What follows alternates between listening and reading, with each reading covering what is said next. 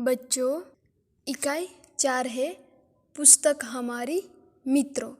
तो बच्चों, प्रथम वीडियो में हमने इस इकाई के बारे में समझ लिया था कि जीवन में पत्रों का क्या महत्व है, हम किस प्रकार पत्र लिख सकते हैं, उनके बारे में यहाँ पर हमें बताया गया है। और साथ हमारे जीवन में पुस्तक का भी कितना महत्व है, उनके बारे में भी हमें यहाँ पर समझाया गया है।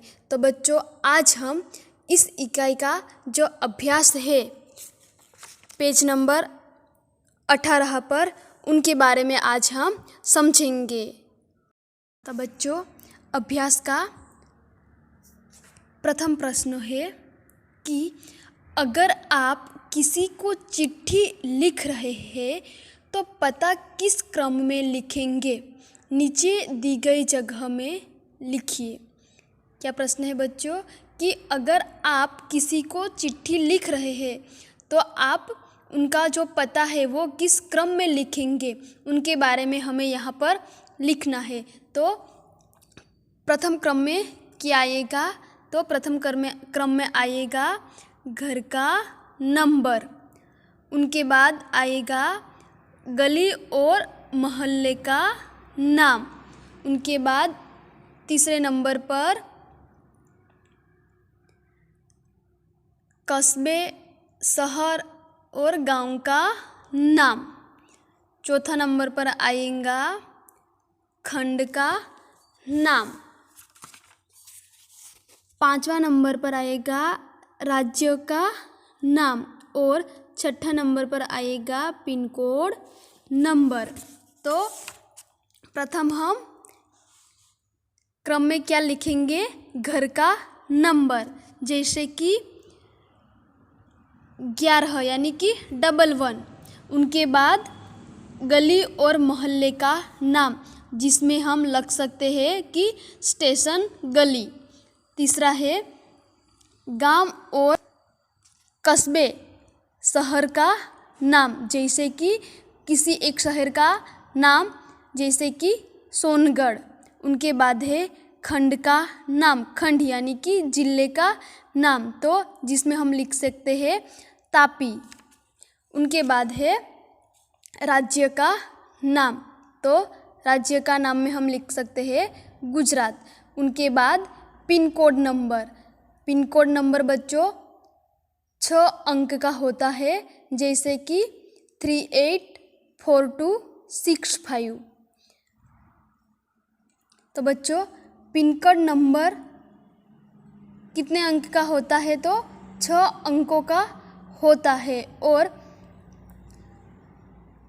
उन अंकों की एक खास स्थानीय अर्थ होता है और यह नंबर लिखने से हम पत्र राज्य और शहर के संबंधित जो पोस्ट ऑफिस है, डाकघर है, वहाँ तक हम सरलता से पहुँचा सकते हैं। इसलिए पिन कोड नंबर लिखना बहुत ज़रूरी है।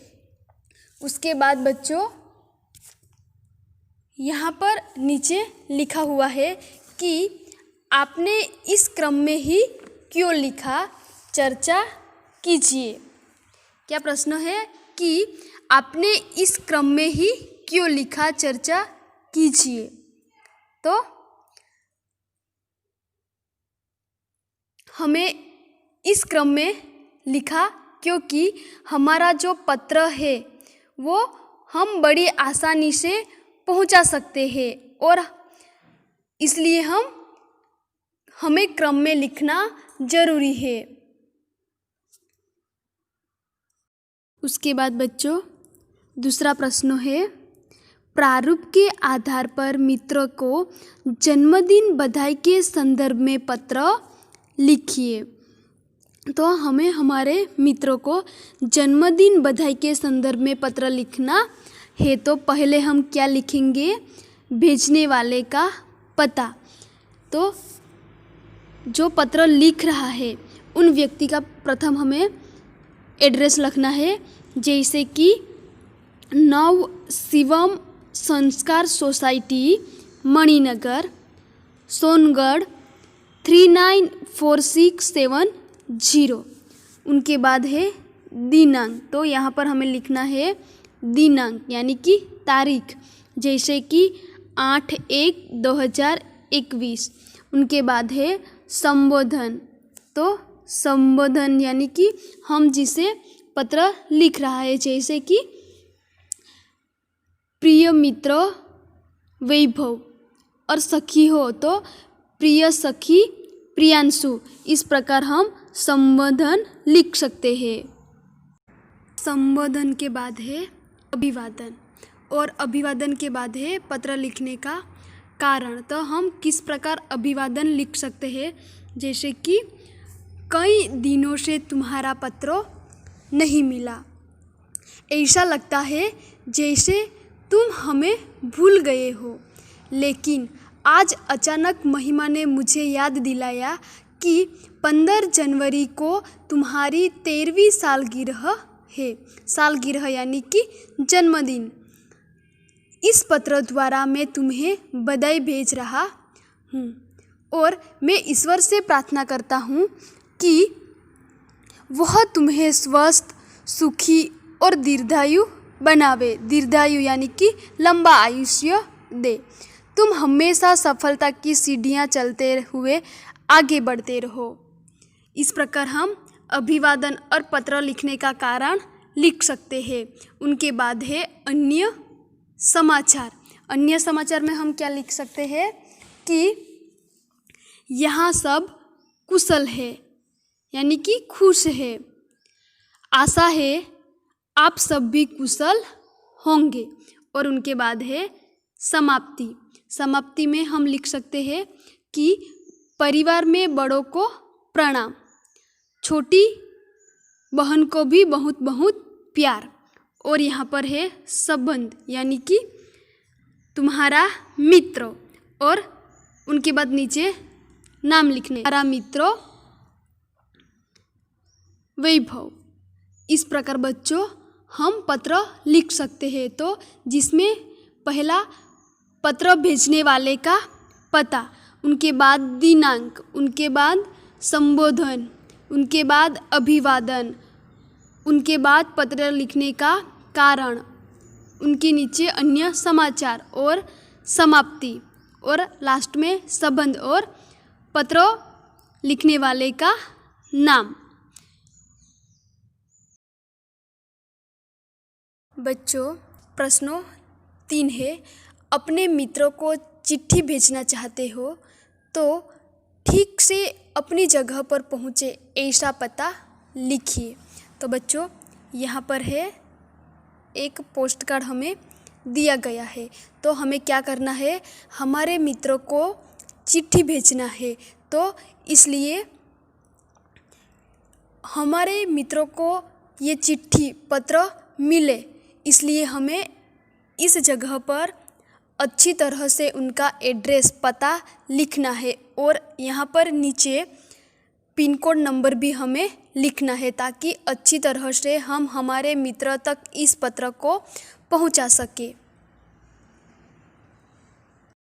बच्चों प्रश्नों 4 है। चित्र देखिए और जानकारी प्राप्त करने के लिए प्रश्नों पूछिए। तो यहाँ पर 1, 2, 3, 4, 5 और 6 चित्र हमें दिए गए हैं। तो चित्रों को हमें देखना है और जानकारी प्राप्त करने के लिए हमें प्रश्न पूछना है। तो प्रथम चित्र को देखकर हम प्रश्न पूछ सकते हैं कि लड़का कहाँ से सड़क पर पार कर रहा है। दूसरा चित्र देखकर हम प्रश्न पूछ सकते हैं कि लड़के को सड़क के बदले कहाँ चलना चाहिए। तीसरा चित्र है जिसे देखकर हम प्रश्न पूछ सकते हैं कि लड़के और लड़की को कहाँ से सड़क पार करनी चाहिए। चौथा चित्र को देखकर हम प्रश्न पूछ सकते हैं कि सड़क पर वाहन क्यों रुके हुए हैं। पांचवा चित्र देखकर हम प्रश्न पूछ सकते हैं कि आदमी और औरत यानी कि पति और पत्नी कहाँ घूम रहे हैं। और छठा चित्र देखकर हम प्रश्न पूछ सकते हैं कि साइकिल वाला लड़का अपना दाहिना हाथ क्यों दिखा रहा है। तो बच्चों आपको भी 6 चित्र देखना है और जानकारी प्राप्त करने के लिए प्रश्न पूछना है और आपको नोटबुक के अंदर प्रश्न लिखना है। उसके बाद बच्चों प्रश्न 5 है कि निम्नलिखित गद्यांश को ध्यानपूर्वक पढ़िए। तो दुनिया साहसी लोगों के लिए है। कायर हमेशा सोचते रहते हैं और बैठे बैठे सपना देखा करते हैं, पर साहसी विजयी हो जाते हैं। साहस के बिना योग्यता व्यर्थ है। आलसी आदमी तो मन के लड्डू ही खाते हैं, मगर जो कर्मवीर है वे सफलता प्राप्त कर लेते हैं। कायर भोई के सामने कांपने लगता है। साहसी का लहू भोई को देखकर जोश से भर जाता है। साहस के बिना बड़ा डोल किस काम का। दुनिया का इतिहास साहसी पुरुषों और स्त्रियों की कहानियों से भरा पड़ा है। अब इस गद्यांश के आधार पर अपने साथियों से पूछने के लिए प्रश्नों बनाइए। क्या करना है बच्चों, इस गद्यांश को आपको ध्यान से पढ़ना है और अपने साथी मित्रों को प्रश्नों पूछने के लिए इस गद्यांश के अनुरूप आपको प्रश्नों बनाना है। जैसे कि हम देखते हैं कि प्रथम प्रश्न बनाते हैं कि यह दुनिया किसके लिए है। दूसरा है कायर और साहसी में क्या फ़र्क है। तीसरा है किसके बिना योग्यता व्यर्थ है। चौथा है किसके बिना बड़ा डोल व्यर्थ है। पांचवा है दुनिया का इतिहास किनकी कहानियों से भरा पड़ा है। तो बच्चों गद्यांश को वांचकर आपको गद्यांश के आधार पर अपने साथियों के प्रश्नों पूछने के लिए प्रश्नों बनाकर नोटबुक के अंदर लिखना है।